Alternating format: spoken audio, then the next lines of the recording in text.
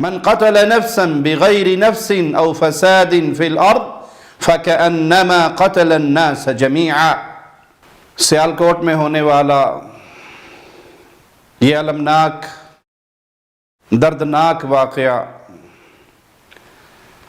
جس نے مسلمانوں کے سر شرم سے جھکا دیے ہیں اور اسلام کا نام لینے والے یہ شدت پسند جن کے اس عمل سے اسلام کی صاف ستھری سفید چادر پر سیاہ داغ لگا ہے، ان کے اس عمل کا اسلام سے کوئی تعلق نہیں۔ یاد رکھیے ابھی تو کیا واقعہ ہوا اس کی تحقیق ہونا باقی ہے۔ اگر یہ ثابت بھی ہو جائے 100% کہ یہ شخص رسول اللہ صلی اللہ علیہ وسلم کی توہین کرنے والا تھا، گستاخ تھا، تب بھی اس کا معاملہ عوام الناس اپنے ہاتھ میں نہیں لے سکتی۔ آپ ایک ملک میں رہتے ہیں جہاں قانون ہے، حکومت ہے، پولیس ہے، عدلیہ ہے، سیکورٹی کے ادارے ہیں، اور اللہ مالک نے حد کا نظام، حدود کا نظام ریاست کے ذمہ لگایا ہے۔ کون گستاخ رسول ہے، کون واجب القتل ہے، کس کا خون جان حلال ہو چکا ہے، یہ فیصلہ کرنا عوام کا کام نہیں، یہ فیصلہ کرنا قاضی کا کام ہے، عدلیہ کا کام ہے، اور اس کو سزا دینا حاکم وقت کا کام ہے۔ یہ جو ریت چل پڑی ہے ڈنڈا بردار دستوں کی، جاہلوں کا ٹولہ جو اللہ کے نبی صلی اللہ علیہ وسلم کی محبت کا جھوٹا نعرہ مارتے ہوئے جب چاہیں جس کو چاہیں گھیر لیں، پکڑ لیں، مار دیں، جلا دیں، یہ شدت پسند، یہ دہشت گرد لوگ ہیں، ان کا اسلام کی مبارک پاکیزہ تعلیمات سے کوئی تعلق نہیں۔ یہ قانون کو ہاتھ میں لینے والے، یہ قانون کو توڑنے والے مسلمانوں کی بدنامی کا سبب ہیں۔ اور یہاں تو خود وہ شخص میڈیا پر آ کر یہ پیغام دے رہا ہے کہ لبیک یا حسین کا ایک پوسٹر لگا ہوا تھا جس کو اس نے پھینک دیا اور ہم نے پھر اس کو واصل جہنم کر دیا۔ اور دلیل کیا دیتا ہے کہ من سب نبیا فاقتلوا، جو نبی صلی اللہ علیہ وسلم کو گالی دے اسے قتل کر دو۔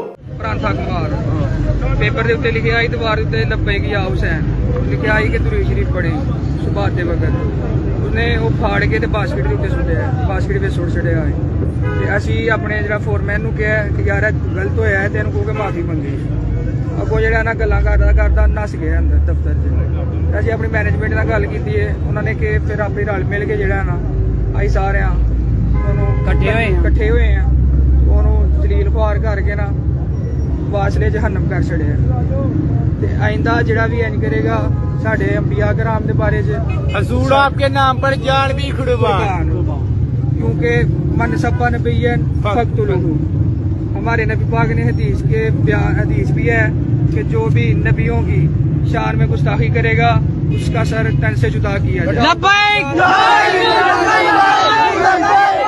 بھئی حسین تو نبی کا نام نہیں ہے، سیدنا حسین رضی اللہ عنہ وارضاہ ہماری آنکھوں کی ٹھنڈک، ان کی محبت ہمارے ایمان کی شرط ہے۔ کوئی بندہ مومن نہیں ہو سکتا جب تک وہ اہل بیت سے پیار نہ کرے، لیکن تم دلیل دے رہے ہو جو نبی کو گالی دے، جو نبی کی توہین کرے اسے قتل کرو، تو سیدنا حسین نبی نہیں ہیں، وہ نبی کے نواسے ضرور ہیں رضی اللہ عنہ وارضاہ۔ قرآن حکیم کی اس آیت کو ہمیشہ اپنے سامنے رکھیے، من قتل نفسا بغیر نفس او فساد فی الارض، جس نے کسی جان کو قتل کیا، کسی انسان کو قتل کیا، کسی جان کے بدلے نہیں، یہ نہیں کہ اسے قصاص پہ مارا گیا ہے، نہیں، بغیر قصاص کے کسی نے کسی کو قتل کیا یا زمین میں فساد پھیلانے کے لیے قتل کیا، فَكَأَنَّمَا قَتَلَ النَّاسَ جَمِيعًا، وہ ایسے ہے گویا اس نے پوری انسانیت کا خون کیا۔ اگر اس شخص نے ایسا کیا تب بھی اس کا معاملہ عدالت کے ذمہ تھا، پولیس کے ذمہ تھا، فوج کے ذمہ تھا، سیکورٹی کے اداروں کے ذمہ تھا، اور اس کا معاملہ حاکم وقت کے ذمہ تھا، وہ اس کا فیصلہ کرتا۔ آپ کو یہ اختیار کس نے دیا کہ آپ ہاتھ میں ڈنڈے لیں اور لبیک یا رسول اللہ، لبیک یا رسول اللہ کے نعرے لگائیں، لبیک یا حسین کے نعرے لگائیں، اور جس کو چاہے قتل کر دیں، جس کو چاہے جو مرضی الزام لگا دیں؟ کچھ عرصے پہلے اسی طرح کے ایک ظالم مجرم نے ایک بینک مینیجر کو قتل کیا تھا، جس سے اس کا ذاتی جھگڑا تھا، اور اس پہ الزام لگا دیا کہ یہ گستاخ رسول ہے، اور پھر اسے ہیرو بنا کر پیش کر دیا گیا۔ اسلام میں قانون کو ہاتھ میں لینا کسی کے اختیار میں نہیں ہے، یہ اختیار اللہ نے جس کو دیا ہے، یہ اس کا اختیار ہے۔ اگر وہ اس کو نافذ نہیں کرتا تب بھی وہ خود اللہ کے سامنے جواب دہ ہے۔ آپ کی ذمہ داری حاکم وقت تک بات کو پہنچانا ہے، پولیس اور عدالت کے سامنے اس بندے کو پیش کرنا ہے، خود سزا دینا، خود جج بننا، خود اس کی موت کے فیصلے کرنا، اور خود یہ نعرے لگانا ہم نے واصل جہنم کر دیا، یہ جہالت ہے، بے علمی ہے، بے وقوفی ہے، اسلام کو بدنام کرنے کا ذریعہ ہے۔ آپ کو اسلام کی خدمت نہیں کر رہے، آپ اسلام کو بدنام کر رہے ہیں، مسلمانوں کو بدنام کر رہے ہیں، نان مسلمز کے سامنے مسلمانوں کی اور اسلام کی ایک ایسی تصویر پیش کر رہے ہیں جو حقیقی نہیں ہے۔ تم خود شرک کی دلدل کے اندر گرے ہوئے ہو، اور تمہیں جاہلوں نے، ان پڑھوں نے، جو عقلی طور پہ بھی معذور تھے، جسمانی طور پہ بھی معذور تھے، انہوں نے تمہیں توحید کے خلاف کھڑا کیا۔ شرک کی بنیاد پہ تمہاری پوری تحریک کھڑی ہوئی، تمہارا وہ بڑا یہ کہتا ہوا گیا کہ یہ توحید تو بک بک ہے، اور مواحد اہل توحید یہ تو سور سے بھی زیادہ برے ہیں، اور تم جہالت میں ڈوبے ہوئے جب چاہو جس کو چاہو پکڑ کر مار دو۔ یاد رکھنا قیامت کے دن سب سے پہلے خون کی فائل کھلنی ہے۔ اگر ایک انسان کے ناحق خون میں پوری انسانیت مبتلا ہو جائے تو وہ سب اللہ کی پکڑ میں آ جائے۔ ناحق خون بہانا کوئی معمولی معاملہ نہیں ہے۔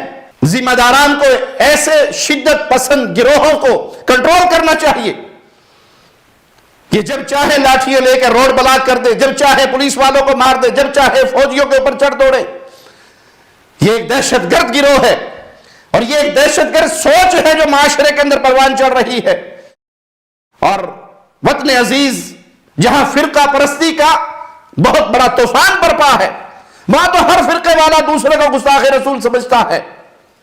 بریلویوں سے پوچھو گے تو وہ دیوبندیوں اور اہل حدیثوں کو گستاخ رسول سمجھتے ہیں، تو جب چاہے جس کے عالم کو پکڑ لے اور اس پہ گستاخ کا نعرہ لگا کے اسے بقول اس ظالم کے جہنم واصل کر دیں۔ اللہ کے لیے عقل کے ناخن لو، ایسا عمل کرو جس سے دین کا نام روشن ہو، دین کو بدنام کرنے کا ذریعہ نہ بنو۔ یہ نعرے لگانے والے، اے اللہ کے نبی ہماری آپ پر جان بھی قربان ہے، نہ قرآن کو پڑھا، نہ ترجمہ قرآن کا سیکھا، نہ نبی کی سنتیں سیکھی، نہ نبی کا دین سیکھا، اور اپنے عملوں سے بدنام کرنے کے لیے اسلام کو اور مسلمانوں کو سڑکوں پہ نکل آئے۔ دین کو سیکھیے، توحید کو سیکھیے، قرآن کو ترجمے سے پڑھیے، ان جاہل مولویوں، پیروں، فقیروں سے اپنے دامن کو چھڑائیے، اور اسلام کو بدنام کرنے کا ذریعہ نہ بنیے۔ رسول اللہ صلی اللہ علیہ وسلم نے ذمی کے بارے میں، ذمی وہ شخص ہوتا ہے جو کسی مسلمان حکومت کے ساتھ ایگریمنٹ کر کے وہاں رہتا ہے، اس کو کوئی ظلم کی بنیاد پہ قتل کر دے تو وہ جنت کی خوشبو نہیں پائے گا۔ یہ سری لنکا سے آنے والا شخص مسلمان گورنمنٹ سے اجازت لے کے آ رہا، قانون کے مطابق یہاں رہ رہا، اور جس نے ایک ذمی کو قتل کیا، اللہ کے نبی صلی اللہ علیہ وسلم نے فرمایا وہ جنت کی خوشبو نہیں پائے گا، اور جنت کی خوشبو 40 سال کی مسافت سے آئے گی۔ جنت کی خوشبو اتنی دور تک پھیلی ہوئی ہے کہ 40 سال کی مسافت پر ہو تو وہ بھی خوشبو پالے گا۔ تو پیارے بھائی، عقل کے ناخن لیجئے۔ امت مسلمہ پر ویسے ہی کفار چڑھے ہوئے ہیں، اور امت مسلمہ پریشانی کے ایام میں وقت گزار رہی ہے۔ آپ کی ان حرکتوں سے اسلام مزید بدنام ہوگا۔ وہ جو مسلمان ہونا چاہتے ہیں، یہ میڈیا ان کے سامنے مسلمانوں کی یہ تصویر رکھے گا، آپ کا یہ عمل دیکھ کر کوئی نان مسلم کلمہ پڑھے گا، اسلام میں داخل ہوگا۔ اللہ نے حق دیا ہے ہر انسان کو کہ اس پر کوئی الزام لگے تو وہ اپنی صفائی پیش کر سکتا ہے، اپنا معاملہ عدالت کے سامنے اسے بیان دینے کا حق ہے۔ اور آپ نے یہ سارے حقوق چھینے اور خود ہی جج بن گئے، اور خود جج بن کے فیصلہ بھی کر دیا اور مار بھی دیا اور جلا بھی دیا۔ رسول اللہ صلی اللہ علیہ وسلم نے تو چیونٹیوں کے بل کو جلا ہوا دیکھا، تو آپ نے کہا اللہ کی لعنت ہو اس پر جس نے یہ عمل کیا۔ آپ تو چیونٹیوں کا گھر اس کو بھی نہیں برداشت کر سکے کہ وہ جلا دے، اور تم نے ایک انسان کو مار کے جلا کے راکھ کر دیا۔ یہ کوئی اسلام کی خدمت نہیں، بلکہ یہ وہی شدت پسندانہ سوچ ہے جو تمہارے بڑوں نے تمہیں دی، اور تم ناموس رسالت کے نام پر ایک دھبا ہو، ایک داغ ہو، بدنامی کا ذریعہ ہو۔ اللہ سے معافی مانگو، توبہ کرو۔ اور ہم مطالبہ کرتے ہیں ذمہ داران سے کہ ایسے جانوروں کو لگام ڈالی جائے اور ان کو ایسی کڑی سزا دی جائے کہ دوبارہ کسی کو یہ عمل کرنے کی جرت نہ ہو۔ اقول قولی ھذا واستغفر اللہ لی ولکم ولسائر المسلمین۔ ہر لمحہ قرآن اور سنت کا ترجمان، فضیلت الشیخ توصیف الرحمان۔